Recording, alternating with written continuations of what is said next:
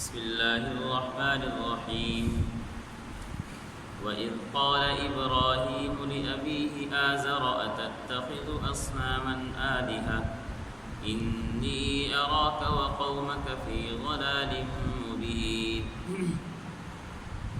ترجمہ آیت: اور اس وقت کا ذکر سنو جب حضرت ابراہیم علیہ السلام نے اپنے باپ آزر سے کہا تھا کہ کیا آپ بتوں کو خدا بنائے بیٹھے ہیں؟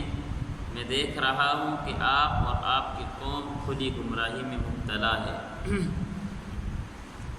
اس سے پچھلی آیات میں اللہ رب العزت نے مشرکین مکہ کو خطاب کر کر دعوت حق دی تھی، توحید کی دعوت دی تھی کہ ایک اللہ کی طرف آ جاؤ، اللہ کے ساتھ شرک نہ کرو، بتوں کی عبادت نہ کرو، مشرک نہ بنو۔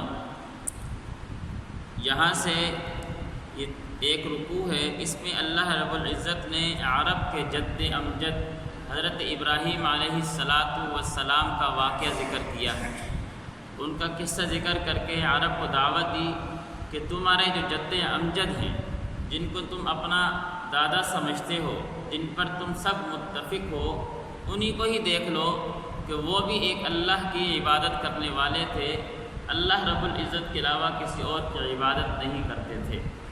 ان کا ذکر کر کے اللہ نے فرمایا وَإِذْ قَالَ إِبْرَاهِيمُ لِأَبِيهِ آزَرَ أَتَتَّخِذُ أَصْنَامًا آلِهَةً، جب کہا حضرت ابراہیم علیہ السلام نے اپنے باپ آزر کو کیا آپ نے بتوں کو اپنا معبود بنا لیا ہے؟ إِنِّي أَرَاكَ وَقَوْمَكَ فِي ضَلَالٍ مُبِينٍ، میں دیکھ رہا ہوں کہ آپ اور آپ کی قوم کھلی گمراہی میں مبتلا ہو چکے ہیں۔ اس آیت میں اللہ رب العزت نے حضرت ابراہیم علیہ السلام کے باپ کا نام آزر بتایا ہے۔ مفسرین نے مختلف آراء ذکر کی ہیں۔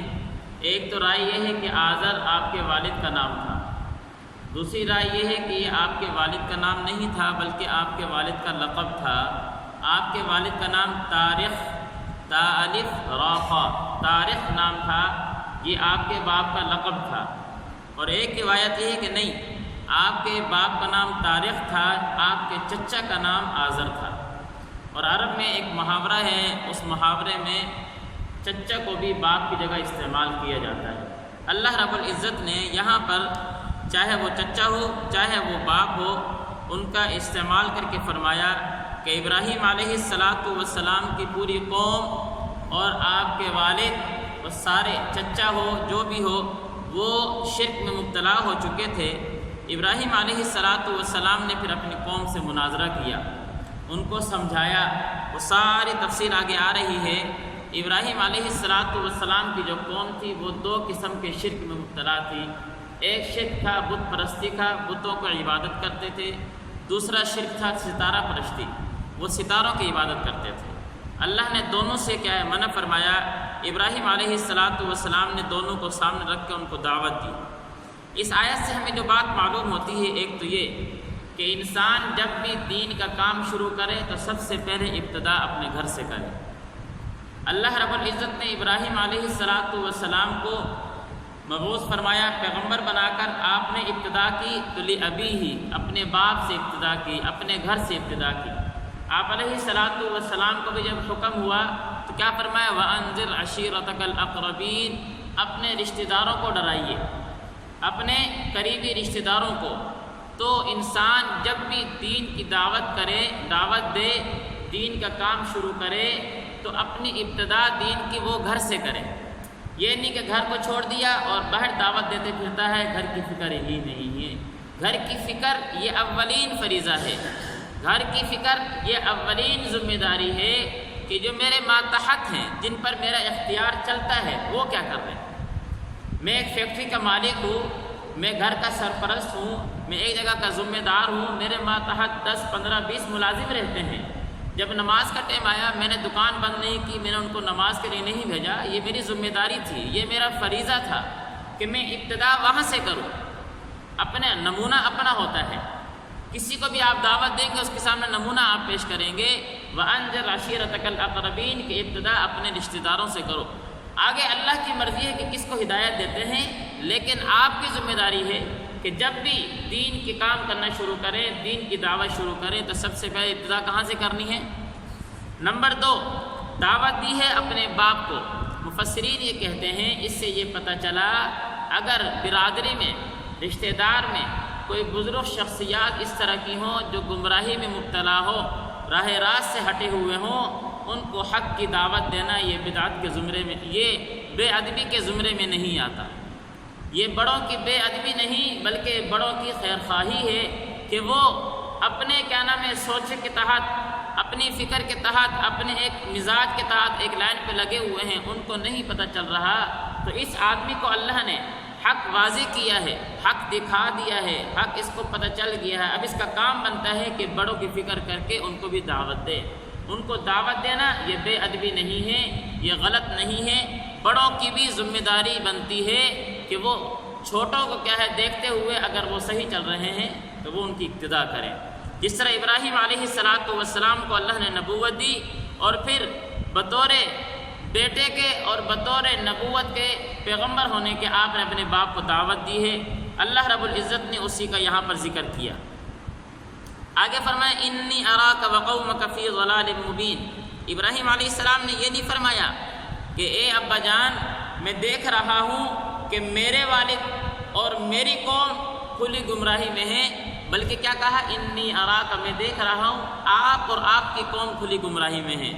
مفتی شفیع صاحب رحمۃ اللہ نے لکھا ہے کہ پاکستان کے جو 2 قومی نظریے ہیں وہ یہیں سے ثابت ہوتے ہیں۔ جس ٹائم پاکستان بننے کی بات آئی تھی تو مسلمان نے کیا کہا تھا کہ یہ اور قوم ہے، ہم اور قوم ہیں، ان کا نظریہ، ان کی عبادت کا طرز، ان کا رہن سہن ہم سے نہیں ملتا، ہم مسلمان ہیں، اس لیے ہمارا ایک الگ ملک ہونا چاہیے، الگ ریاست ہونی چاہیے۔ فرمایا انی اراکا، کہ میں دیکھ رہا ہوں آپ اور آپ کے والد کھلی گمراہی میں ہیں۔ آپ علیہ السلام جس ٹائم حجۃ الوداع کے موقع پر سفر پہ جا رہے تھے، راستے میں ایک قوم سے ملاقات ہوئی، آپ نے فرمایا ابھی کس قوم سے ہو؟ انہوں نے کیا کہا؟ نحن قوم مسلمون، یہ نہیں کہا ہمارا فلاں قبیلہ ہے، ہم فلاں خاندان سے نہیں، ہم مسلمان قوم ہیں۔ تو اسلام یہ ایک الگ نظریہ اور کفر یہ ایک الگ نظریہ ہے۔ مسلمان ہونے کے ناطے کافر سے مسلمان کا جوڑ نہیں بنتا، وہ الگ قوم ہے، یہ الگ قوم ہے۔ اس لیے فرمایا انی اراک وقومک فی ضلال مبین۔ اسی وجہ سے اللہ رب العزت نے ابراہیم علیہ السلام کے اس طرز کو کیا ذکر کیا قرآن مجید میں؟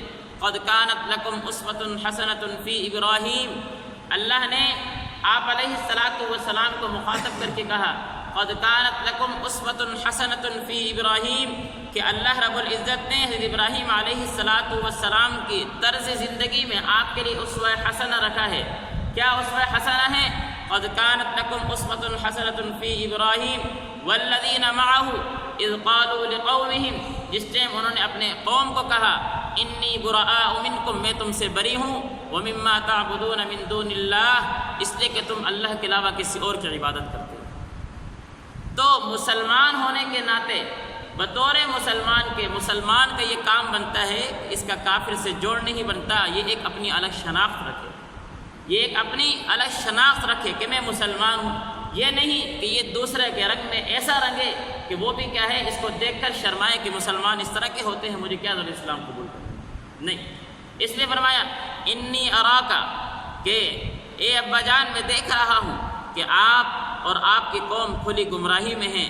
جب انسان کو اللہ رب العزت نے اتنی وضاحت کے ساتھ اسلام کی دولت سے نوازا ہے تو اس اسلام کی دولت کی قدر کرنی چاہیے۔ قدر کس طرح ہوگی؟ کہ میں اپنی شناخت رکھوں کہ میں امت محمدیہ میں سے آپ علیہ السلام کا پیروکار ہوں۔ باطل وہ اپنی شناخت دھڑلے سے پرزور طریقے سے گھر پر کیا ہے اپنی نشانی لگا کر وہ اپنی شناخت دکھا رہا ہوتا ہے۔ میں مسلمان کلمہ گو ہو کر دن میں 5 وقت کی نمازیں پڑھ کر الحمدللہ قرآن مجید کی تلاوت کر کے، لیکن میں مسلمان آج اس طرح کا مسلمان رہا کہ میں اپنی اسلامی چھپاتا پھرتا۔ حالانکہ اللہ رب العزت نے مجھے مسلمان ہونے کے ناطے کافروں سے الگ تھلگ رکھ دیا، اور صرف ایسے ہی نہیں، یہ مسلمان قوم اللہ کو اتنی پسند، اتنی محبوب ہے کہ اللہ کو اس مسلمان انسان کی چھوٹی سی تکلیف کیا ہے اللہ کو برداشت نہیں، اس انسان کو تھوڑی سی تکلیف پہنچتی ہے، اس تکلیف پر بھی اللہ اس کو ثواب عطا کرتے ہیں۔ یہ مسلمان ہیں، لیکن ہم نے آج اپنے آپ کو بھلا دیا کہ میں کون ہوں کچھ نہیں پتہ۔ بحیثیت مسلمان اگر مسلمان بھائی مجھے مل جائے تو وہ میرا مسلمان بھائی ہے، اس کے ساتھ وہی رویہ، اس کے ساتھ وہی طرز زندگی، اس کے ساتھ وہی بات چیت کا انداز، وہی رہن سہن جو میرے سگے بھائی کے ساتھ ہوتا ہے۔ کہ بحیثیت مسلمان یہ کیا ہے؟ المسلم اخو المسلم میں آتا ہے کہ مسلمان مسلمان کا بھائی ہے۔ اس لیے فرمایا ابراہیم علیہ السلام نے انی اراک وقومک فی ضلال مبین، کہ میں آپ کو اور آپ کی قوم کو، حالانکہ ابراہیم علیہ السلام اپنی قوم میں مبعوث ہوئے تھے، لیکن یہ نہیں کہا کہ میں اپنی قوم کو کھلی گمراہی میں دیکھ رہا ہوں، آپ کو اور آپ کی قوم کو، کہ جب تم بت پرستی کرو گے میرا تم سے کوئی تعلق نہیں، میں تم سے بری ہوں۔ اس لیے انسان کا کام بنتا ہے کہ جب اللہ نے اس کو اسلام کی دولت سے نوازا ہے تو پھر ادخلوا فی السلم کافہ، پھر اسلام میں مکمل داخل ہو جاؤ، اپنا مزاج کا اسلام نہ اپناؤ۔ اسلام میں مکمل داخل ہونے کا طریقہ صحابہ کی زندگی کو پڑھ لو، ان کے رخ پر چل لو، اسلام میں مکمل داخل ہو جاؤ گے۔ اللہ ہمیں سمجھنے کی توفیق نصیب فرمائے۔